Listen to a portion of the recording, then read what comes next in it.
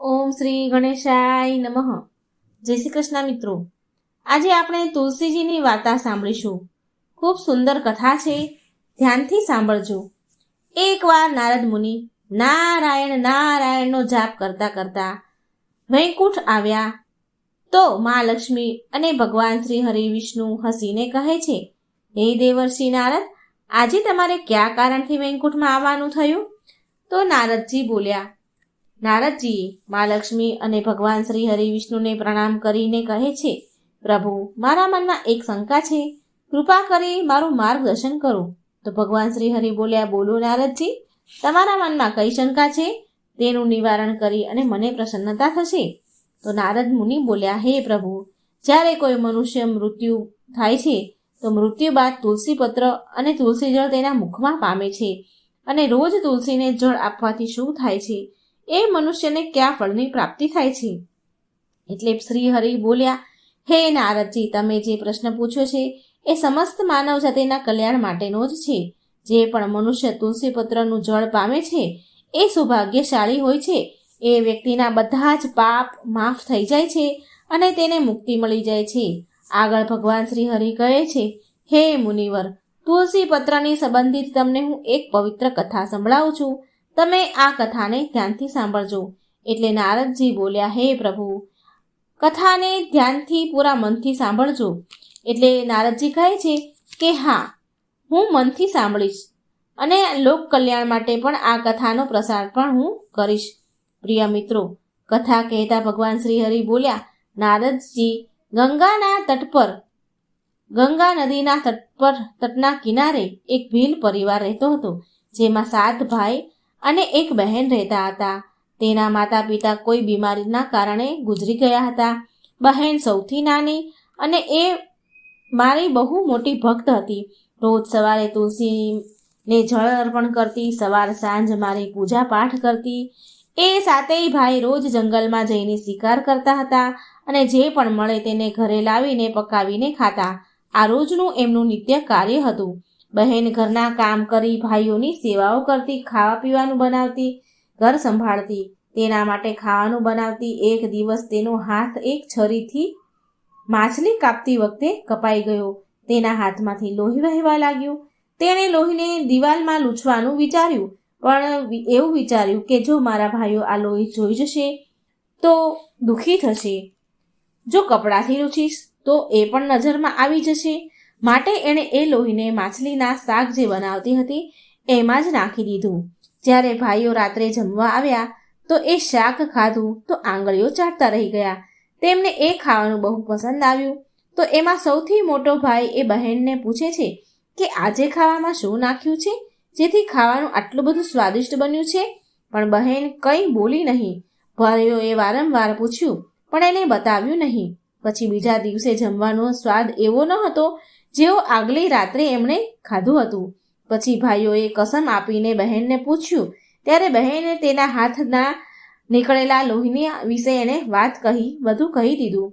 પછી ભગવાન શ્રી હરિ વિષ્ણુ નારદજીને કહે છે કે મોટા ભાઈની કુબુદ્ધિવાળા દિમાગમાં એવો વિચાર આવ્યો કે આપણે આપણી બહેનને મારીને ખાઈ જઈએ, કેમ કે જો બહેનનો થોડા લોહીના ટીપા આટલા બધા સ્વાદિષ્ટ હતા તો પછી તેનું શરીરનું માંસ કેટલું બધું સ્વાદિષ્ટ હશે, મુલાયમ હશે. પછી બીજા દિવસે મોટા ભાઈએ તેને આ યોજના બધા ભાઈઓને કહી અને સૌથી નાના ભાઈને છોડીને બધા ભાઈઓ રાજી થઈ જાય છે.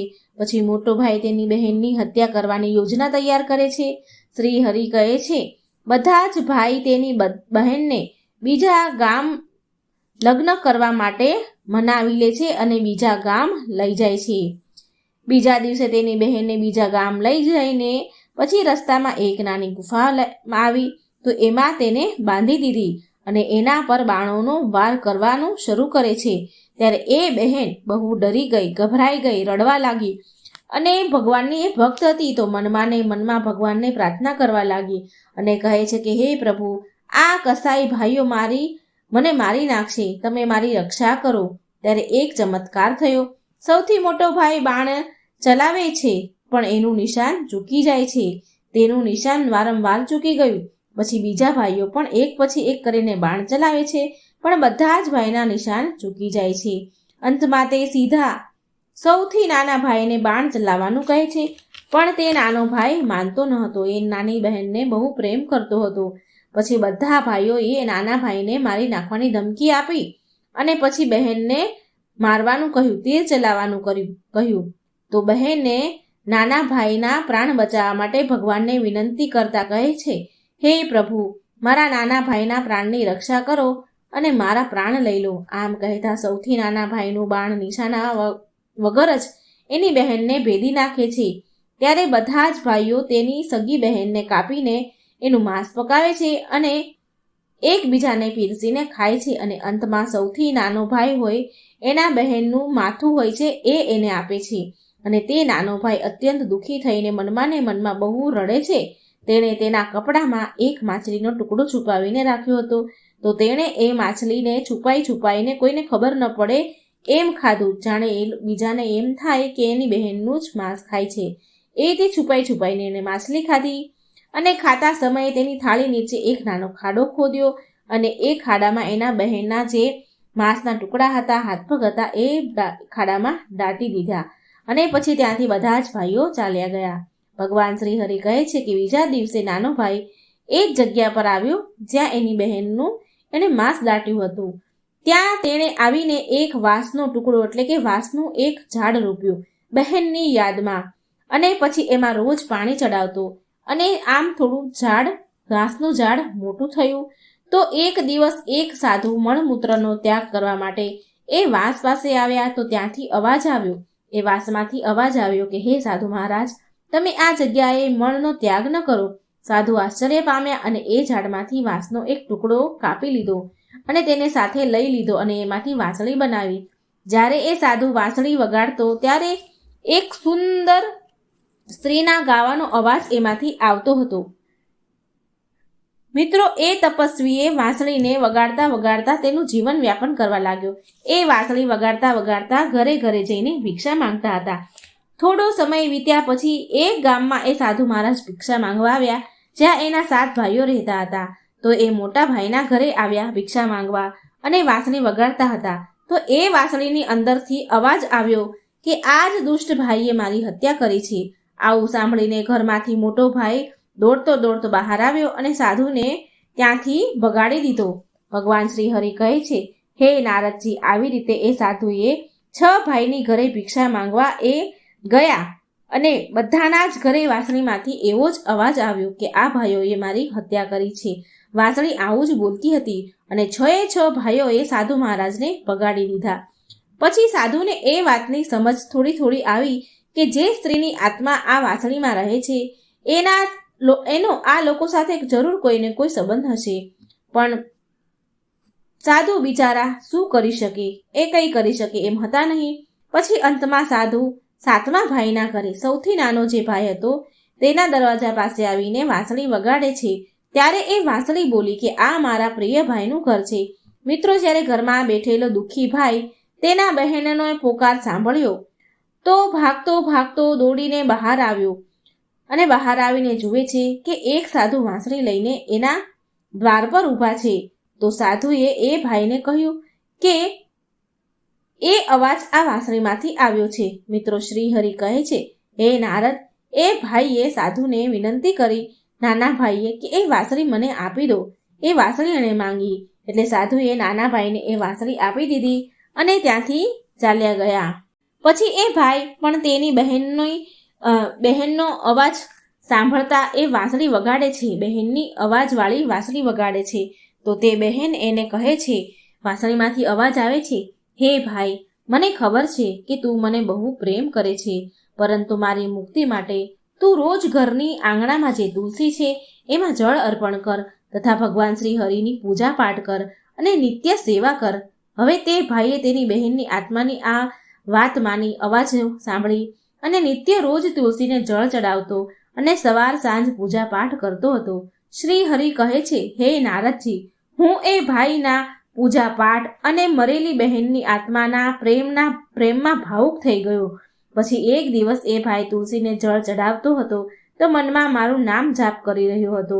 ત્યારે હું સ્વયં એ તુલસીના છોડમાંથી પ્રગટ થયો, એ ગરીબ ભાઈના ઘરે પ્રગટ થયો. મારા તુલસીના છોડમાંથી પ્રગટ થવાથી તે ભાઈ મારા ચરણમાં પડ્યો અને સાચા મનથી મારી સ્તુતિ કરવા લાગ્યા. શ્રી હરિ ભગવાન કહે છે, હે નારદજી, પછી મેં એ ભાઈને એ તુલસી પત્રનું જળ એ વાંસળીમાં નાખવાનું કહ્યું અને એણે મારું નામ લઈને એ વાંસળીમાં તુલસી પત્ર વડે જળ નાખ્યું. તો મારા આશીર્વાદથી પુનઃ જન્મ થઈને એ વાંસળીમાંથી બહેન બહાર આવી ગઈ.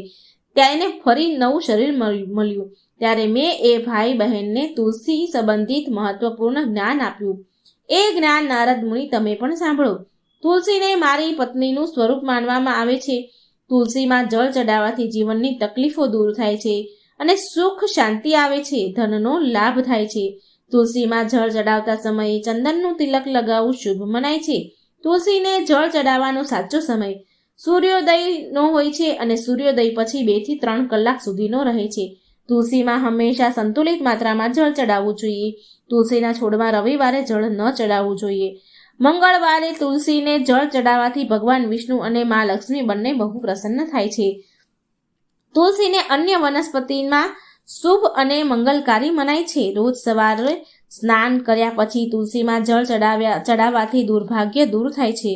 મૃત્યુ જ જીવનનું પરમ સત્ય છે. મૃત્યુ પછી વ્યક્તિનું વિધિપૂર્વક અંતિમ સંસ્કાર કરવાનું વિધાન છે, જેનાથી એના શરીરને મુક્તિ મળે અને એ એક શરીરનો ત્યાગ કરીને બીજું શરીર ધારણ કરી શકે છે. તે પ્રકારે જ્યારે વ્યક્તિ મોક્ષ પામે છે તો તેના બધા જ પાપથી તેને મુક્તિ મળે છે. મૃત્યુ સમયે મોંમાં ગંગાજળ નાખવું જોઈએ. એનું કારણ છે કે ગંગાજળ ક્યારેય ખરાબ નથી થતું અને અમુક ટીપા જ ગંગાજળના મોક્ષના દ્વાર ખોલી નાખે છે. મૃત્યુના સમયે વ્યક્તિને ગંગાજળ આપવાથી તેના શરીરના કેટલાય કષ્ટોથી તેને મુક્તિ મળે છે અને સરળ મૃત્યુ મળે છે.